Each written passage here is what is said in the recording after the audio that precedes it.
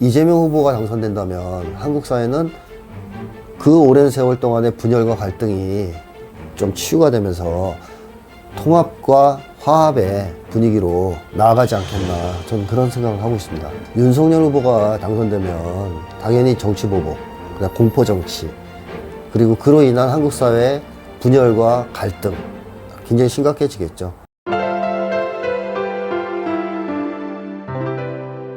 네, 안녕하십니까? 심리학자 김태형입니다.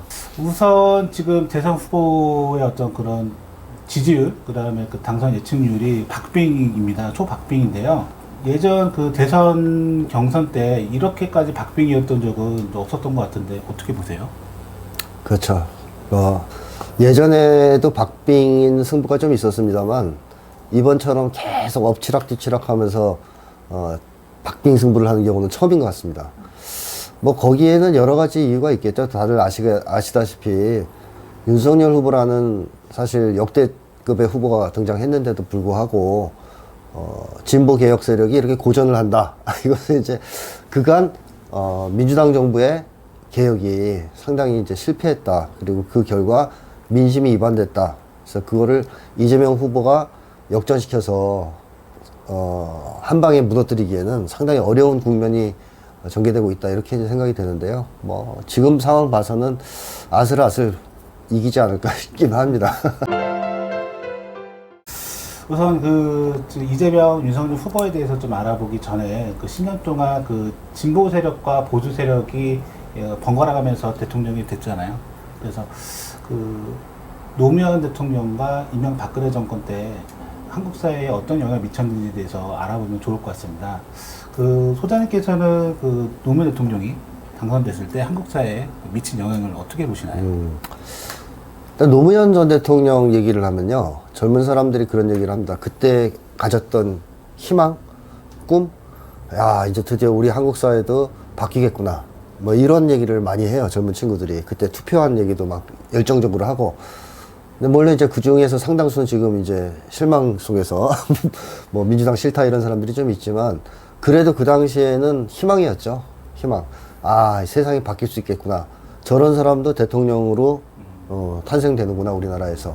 그래서 한동안 한국 사회 분위기가 상당히 좋았습니다. 그리고 노무현 전 대통령이 어쨌든 국민들의 권리의식이라든가 민주의식을 상당히 이제 고양시키는 데서 큰 역할을 한 건 분명하고요. 또 비주류 출신 대통령이다 보니까 엘리트주의에도 상당한 이제 구멍을 냈죠. 그리고 권위주의적인 리더십도 상당 부분은 이제 탈색화시켰다, 이렇게 이제 볼 수 있습니다. 그리고 이제 노무현 전 대통령을 당선시킴으로써 이제 민주개혁 세력의 자신감도 상당히 이제 올라갔었는데, 약간 과대했던 측면도 있어요. 이제 뭐 앞으로 이제 영원히 우리가 집권할 거다, 뭐 이렇게 조금 흥분 상태에서 자신감을 너무 과도하게 가진 측면도 있지만, 어쨌든 전반적으로 이제 민주개혁 진영이 자신감이 고양됐던 건 사실입니다. 그리고 한반도의 평화 분위기도 진작됐었죠. 다만 이제 안타까운 것은 노무현 정권이 신자유주의 시대에 집권을 하다 보니까 전 세계적인 어떤 신자유주의의 흐름에 저항을 못했습니다. 그래서 개혁이 상당 부분은 이제 좀 좌초된 측면이 있어요. 그래서 노무현 정권이 후반부에 갔을 때는 민심을 많이 잃었잖아요. 근데 노 전 대통령의 이제 훌륭한 점은 오히려 돌아가신 다음에 서거하신 뒤에 오늘날의 상황을 만들어낸 그런 공적이 있지 않냐, 그런 생각 다들 하실 겁니다. 사실 촛불항쟁, 박근혜를 탄핵시킨 촛불항쟁은 노무현 전 대통령의 서거에서부터 시작되었다 해도 과언이 아니지 않습니까? 그런 점에서 한국 역사에 큰 족적을 남긴 건 분명한 것 같습니다. 그때 당시를 돌이켜보면은 노무현 대통령이 그 집권했었던 그 열린우리당에서도 잘 도와주지 않았던 것 같습니다. 혼자서 고군분투 했었는데 그 당시까지만 해도 국민들이 잘 몰랐었고 서거 이후에 이제 알았던 측면이 큰데 좀 안타까웠던 어떤 시절이 아니었나 싶습니다. 지지 기반이 별로 없이, 그러니까 조직적 준비 없이 혈혈단신 대통령이 된 측면이 좀 있죠. 노무현 전 대통령이 뭐 오랜 기간에 걸쳐서 대권을 꿈꾸면서 자기 기반을 닦아오신 분이 아니고 그 당시에 이제 이인재라는 기회주의자를 막기 위해서 갑자기 대권에 도전하면서 이락 대통령이 됐기 때문에 뭐 어떻게 보면 주변에 좀 신자유주의자들 속에 혼자 포위돼서 어렵게 대통령직을 수행한 측면이 있습니다. 자, 다음으로 흔히 그 이명박근혜라고 불리는 그 보수 정권이 그 한국 사회를 몇 단계 퇴보시켰다고 보는 국민들이 많아요. 네. 그래서 이 부분에 대해서 소장님은 어떻게 생각하시나요? 국민들 입장에서는 희망을 가졌잖아요. 세상이 변화할 수 있다. 그래서 바뀐다.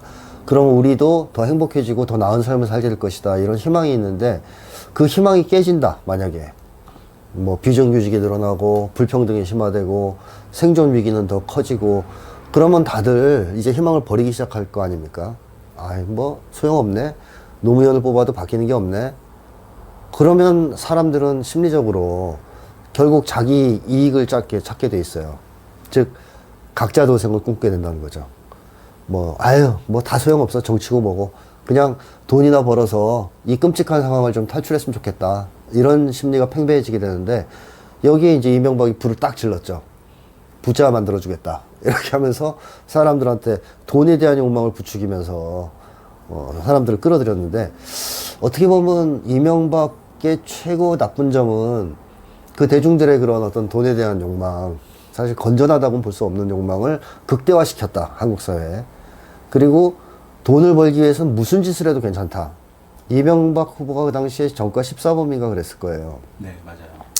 그러니까 전과를 14번 저질러도 수단과 방법을 가리지 않고 나처럼 성공하면 된다. 이런 이제 하나의 사례를 보여주면서 한국 사회 도덕 기준을 몇 단계 추락시켰죠. 어떻게 보면 한국 사회 인간들의 질에 떨어지는 하나의 결정적 전환점은 이명박 당선이라고 저는 생각합니다. 그래서 그런 점에서 이제 크게 우리 역사에 오점을 남긴 사람이라고 생각되고요. 이제 박근혜 같은 경우에는 사실 제가 예전에도 심리 분석을 통해서 말씀드렸는데 아바타거든요. 보수 세력이 재집권을 하기 위해서 얼굴만 담으로 내세운 사람이에요.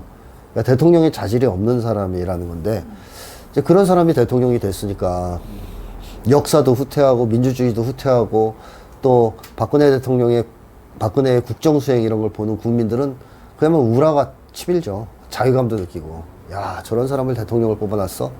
그러다가 결국 최순실 국정농단 사건이 터지면서 촛불항쟁이 터진 거 아니겠습니까? 그래서 이제 이명박 박근혜가 각기 다른 측면에서 한국의 사회, 한국 사회 또 한국의 역사를 몇 단계 후퇴시켰다. 그리고 국민들 입장에서는 야 우리가 아무나 뽑아서는 안 되겠구나 하는 또 하나의 심각한 교훈을 준 그런 사건 아니었나 생각합니다. 그 박근혜에 대한 실체가 드러나는 순간은 제가 생각했을 때는 세월호 사건인 것 같거든요. 네, 그렇습니다. 그래서 세월호 사건을 보면서 이건 아닌데 싶은 생각이 굉장히 많이 들었고 네. 거기에 따른 국민들의 각성이 그때부터 시작이 된 것 네. 같아 보입니다. 국민들의 심리에 커다란 충격을 준 사건을 꼽으라면 노무현 전 대통령의 서거, 그 다음에 두 번째 세월호죠. 이걸 보면서 국민들의 의식이 크게 변화하는데 좀 구체적인 예를 들자면 제 친구들은 이제 민주화 세대란 말이에요. 대부분. 근데 노무현 전 대통령 서거 전까지만 해도 이 친구들이 거의 보수화돼 있었어요. 보수적인 사고방식을 갖고 있었고. 근데 노 전 대통령 서거를 보면서 약간 변화가 있더라고요. 이제 변화하기 시작했고 세월호를 겪으면서는 만나보니까 바뀌어 있더라고 입장이. 그래서 얘네들이 다 이제 열받았구나. 더 이상 이 상태로는 안 되겠구나라는 것을 세월을 통해서 느꼈구나. 그 다음부터 이제 한국 사회 진영이 서서히 움직이면서 결국 촛불까지 터진 거거든요. 그런 점에서 우리 한국 사회에 거대한 심리적 충격을 준 사건을 꼽으라면 노 전 대통령의 서거와 세월호를 꼽을 수 있지 않겠나 생각합니다.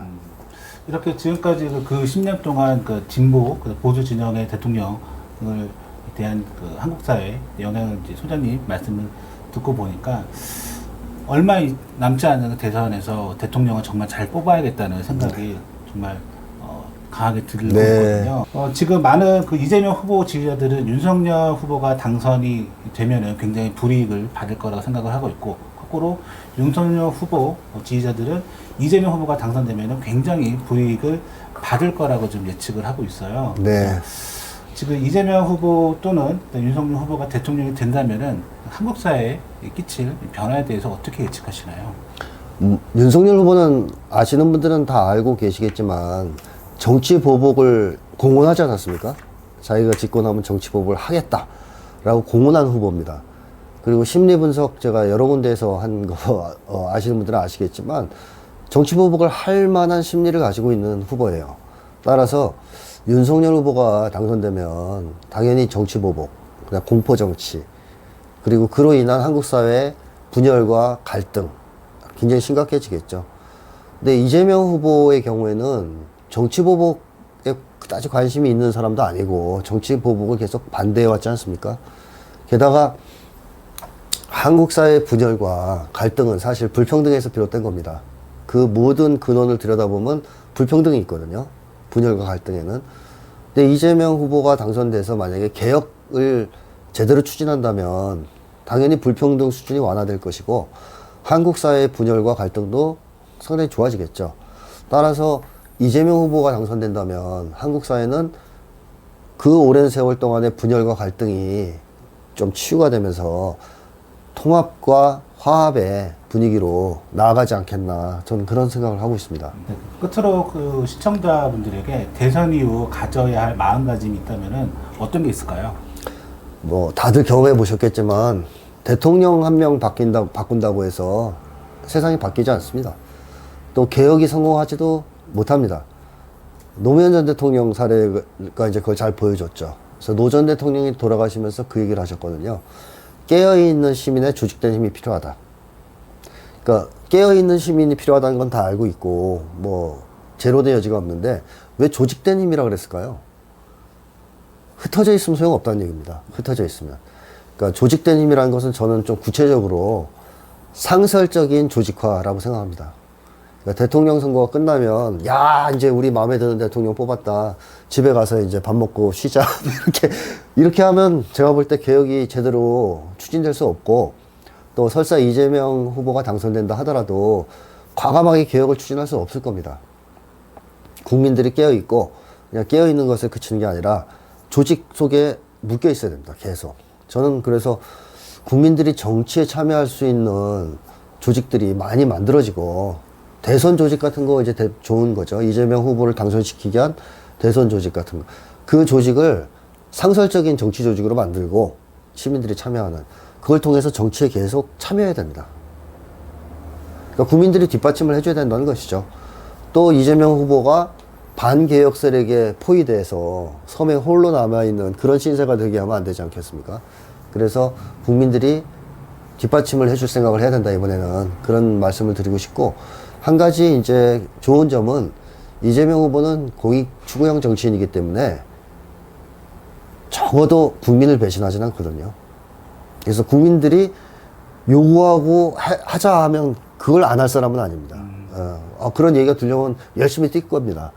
그런 점에서 상당히 좋은 기회가 열릴 수 있다고 저는 생각해요. 이재명 후보를 당선시킨다면 국민들이 노력만 하면 국민들의 민의를 관철시킬 수 있는 역할은 이재명 후보가 상당 부분 해주지 않겠나. 그래서 한국 사회가 다시 개혁, 그 다음에 화합의 분위기로 나아갈 수 있고 또 한반도 차원에서는 평화로 나아갈 수 있는 그런 하나의 중요한 계기점이 될 수 있을 거라 생각합니다. 오늘 시간에는 김태형 소장님을 통해서 국민들이 행복해지려면은 어떤 대통령을 뽑아야 되는지를 자세히 알 수 있었던 것 같습니다. 저희는 대선 이후 좋은 컨텐츠를 갖고 찾아뵙도록 하겠습니다. 감사합니다.